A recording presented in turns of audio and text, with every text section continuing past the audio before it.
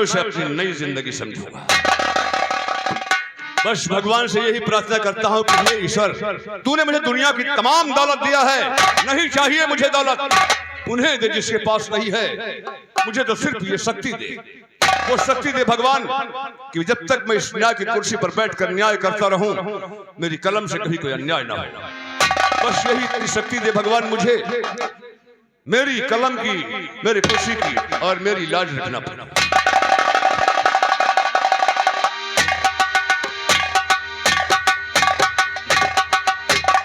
न्यायाधीश जज आलोक वर्मा। हाँ भाइयों, देखिए इतने ही कलाकारों से हमारी संगीत स्टार्ट की जा रही है। भाइयों देखिए, कहानी शहर हरियाणा से स्टार्ट हो रही है। सेठ दीनदयाल के यहाँ से कहानी शुरू होती है।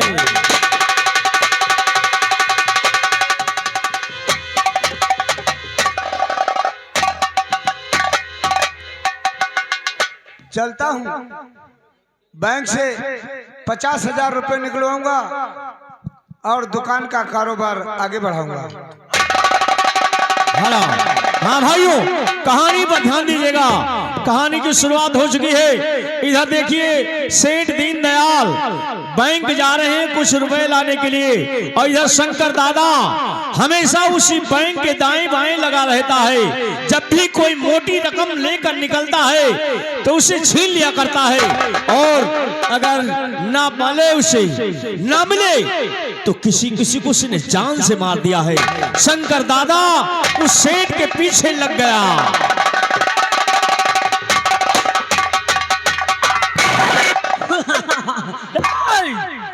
क्या देखता हूँ, क्या देखता हूँ कि सामने ग्रामीण बैंक दिखाई दे रहा है, और इसी ग्रामीण बैंक के दाएं बाएं इर्द गिर्द में हमेशा लगा रहता हूँ।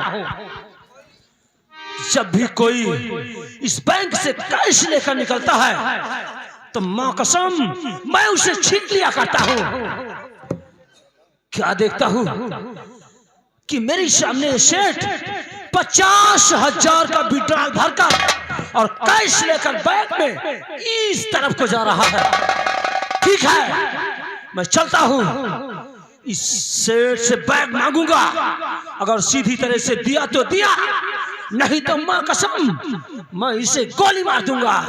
ठीक है सेठ, आगे चल रहा है, मैं तेरे पीछे आ रहा हूं। और इधर देखिए, हरियाणा शहर की पुलिस थाने में सिपाहियों से क्या बात कर रही है। चौकीदार भी मौजूद है। चलता हूँ। क्या लिखते हो साहब? ये 9 सत्य क्या है बे? साहब आप तो कह रहा है, जवाब करो तो कहा करो। नमस्ते किया जाता है। साहब चलो कहूँ चिकिन लगाई चले। मेरी बात सुनिए, इसी वक्त ड्राइवर से बोलिए गाड़ी निकाले, हम अपनी सारी टीम के साथ दौड़े पे जाएंगे। आओ चलते। साहब कब से दौड़ा आवत है? बकवास ज्यादा करने की कोशिश मत करिए, जितना कह रहा उतना करिए। ड्राइवर से बोलो गाड़ी निकाले। चलो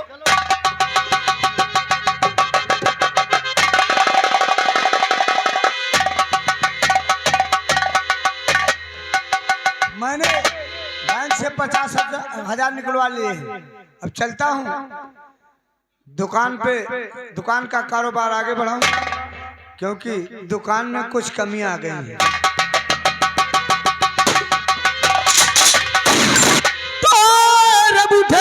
और अगर जान प्यारी तुझे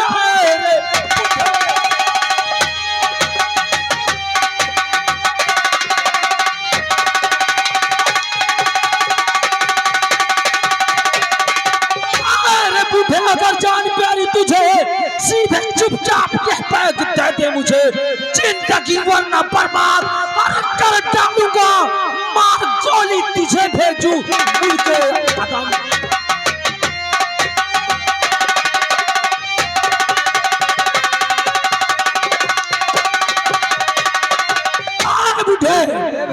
बैग मुझे दे दे। क्या है? ये लोहा लेंगा लेके काहे कम का दे रहा अरे ये लोहा है। अरे साले इसमें 26 गोली है, 26।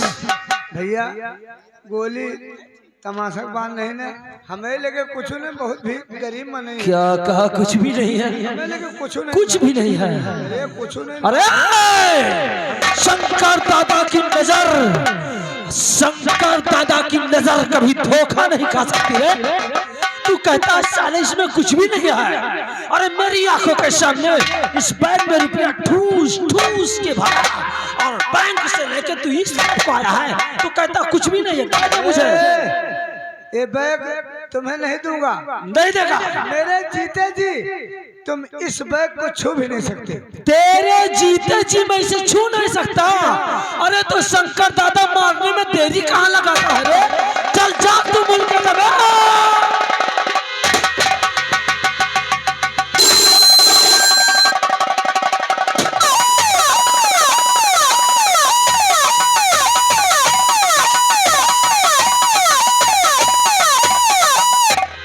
मेरे पीछे पुलिस लगी हुई है। ठीक है चलता हूँ, अब कुछ दिनों के लिए इससे खर्चा चलेगा। हाँ भाइयों, कहानी पर ध्यान दीजिएगा भाइयों। जिस समय शंकर दादा ने सेठ को गोली मारा और बैग छीनते समय देखिए धोखे से उनका पर्स वहीं पर गिर जाता है। तब तक इधर गश्त पर दौरे पर जा रही पुलिस अपनी गोली की धार सुनकर गाड़ी को मोड़ दिया उसी की तरह। पुलिस होश पहुंच गई वहां पर।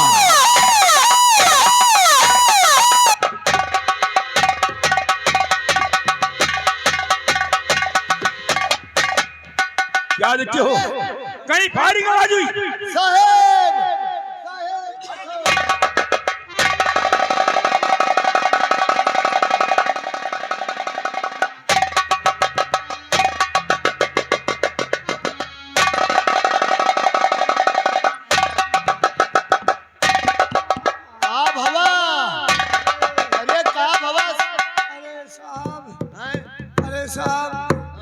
एक गुंडे ने मुझे गोली मार दी और मेरे 50,000 रुपए लेकर इस तरफ को भगा जा रहा है। 50,000 साहब मेरे 50,000। क्या देखते हो? शेर जी को गाड़ी में बिठाइए, इलाज करवाया जाएगा और मैं बदमाश का पीछा करता हूँ। साहब मेरे 50,000। चलो तुमका अस्पताल में पहले भर्ती करिए। मेरे 50,000। ले चलो इसे। और उसी घटनास्थल पर नजर पड़ी दरोगा साहब की एक पर्स पड़ा हुआ है।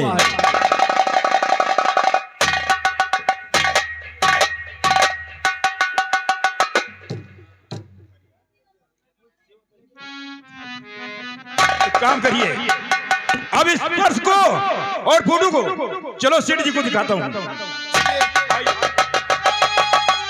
भाइयों, जिस समय गाड़ी पर लिटाए गए सेठ दीनदयाल, दरोगा साहब ने उस पर्स को दिखाया कि सेठ जी ये बताइए पर्स तुम्हारा है? तो सेठ जी ने कहा नहीं ये पर्स मेरा नहीं है। और जब पूछा कि इसमें जो फोटो लगा है तो सेठ ने बताया कि उसी बदमाश का ये फोटो है जिसने हमें गोली मारकर 50,000 हमारे छीन कर ले गया। भाइयों, तब तक गली में ही सेठ दीनदयाल ने अपना दम तोड़ दिया।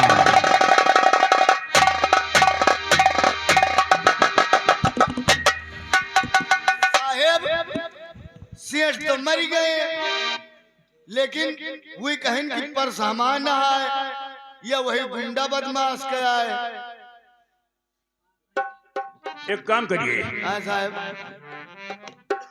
ये जो फोटो है हाँ, ये छोटी फोटो है।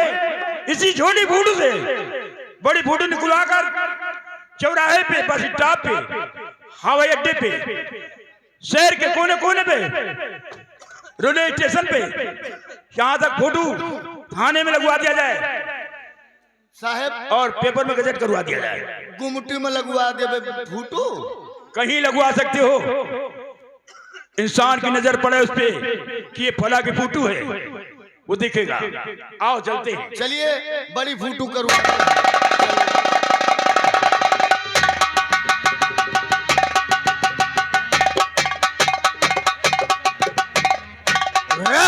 केतु,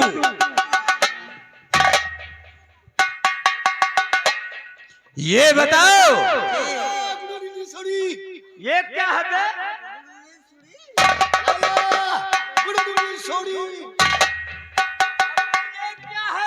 ये मेरी आदत है, ये मेरी आदत है। गौर कीजिएगा, ठाकुर धनंजय सिंह का लाला और उसके नौकर हवेली में मौजूद हैं। ठाकुर साहब के आने का इंतजार कर रहे हैं। इधर वही खूंखार जमींदार जो खून का प्यासा रहता है हर वक्त। अरे ना जाने कितने गरीबों को भट्ठे में जलवा दिया इसने, आतंक मचा दिया है पूरे इलाके में। बड़े बड़े नेता, विधायक, एमएलए ठाकुर साहब का दरबार करते हैं। पुलिस प्रशासन भी परेशान है, किसी की हिम्मत नहीं जो जमींदार साहब के खिलाफ एक शब्द भी बोल दे। अगर आज किसी ने एक शब्द बोलने की कोशिश किया तो कल उसका ट्रांसफर। लीजिए आपके सामने वही जमींदार ठाकुर धनंजय सिंह हवेली।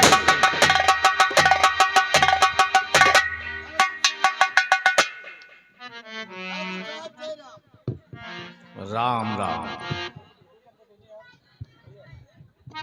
बेटा राहु केतु। हाँ लंबरदार, खा खा कर मोटे हो गए हो। नहीं लंबरदार, तो हाँ कैमरा साहब का दिन है, चेयर साहब का दिन है। कमरा हाँ, लंबरदार चेयर साहब का दिन है। हमने सुना है तुम लोगों के अंदर काफी लापरवाही आ चुकी है। हाँ राहु केतु, मैं भाषण सुनता नहीं हूं, सुनाता हूं, सिर्फ सुनोगे।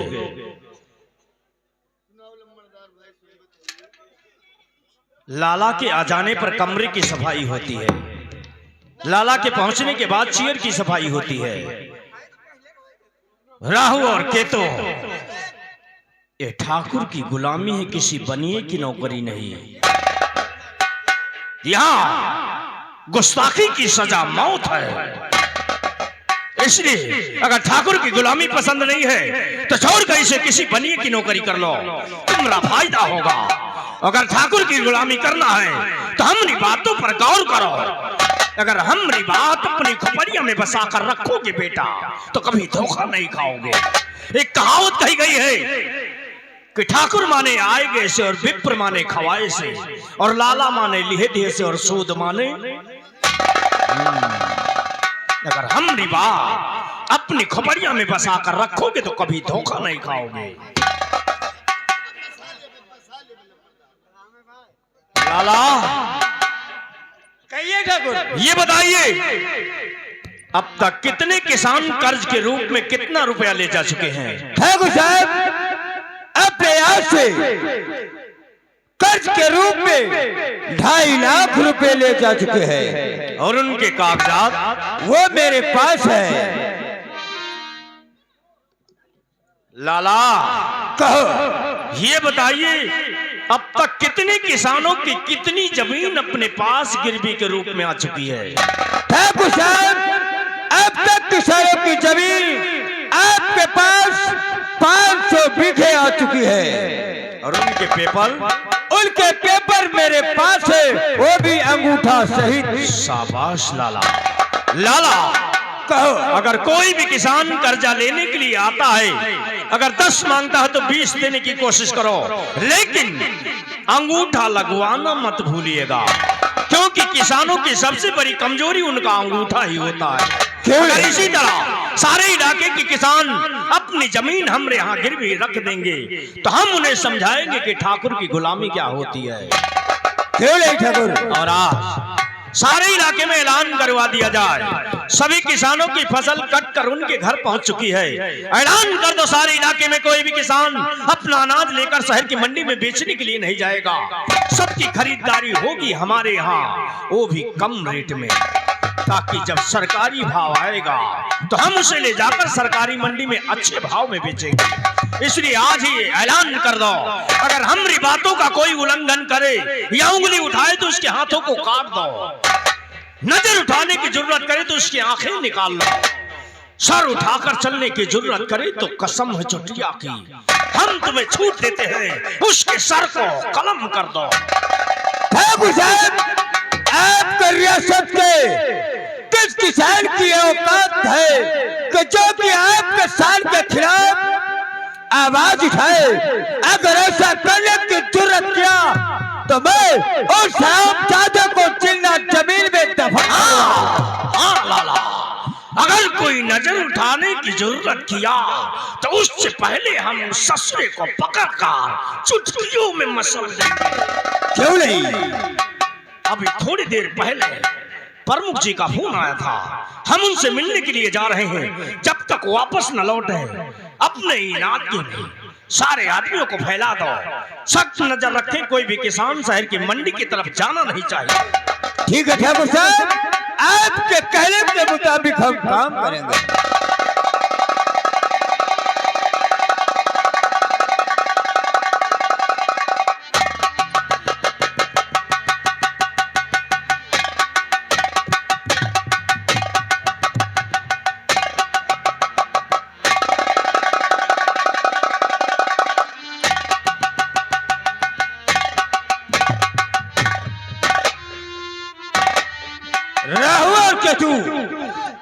जाकर के सारे शहर में ऐलान कर दो कि कोई भी किसान अपना अनाज लेकर शहर की मंडी नहीं जाएगा, उसकी अनाज की खरीदारी ठाकुर साहब के गोदाम पर होगी, वो भी कम रेट।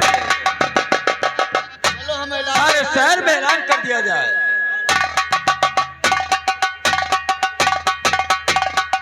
जितने भी किसान हैं सब ध्यान देकर सुने, कोई भी अपना अनाज गल्ला लेकर के शहर बेचने नहीं जाएगा।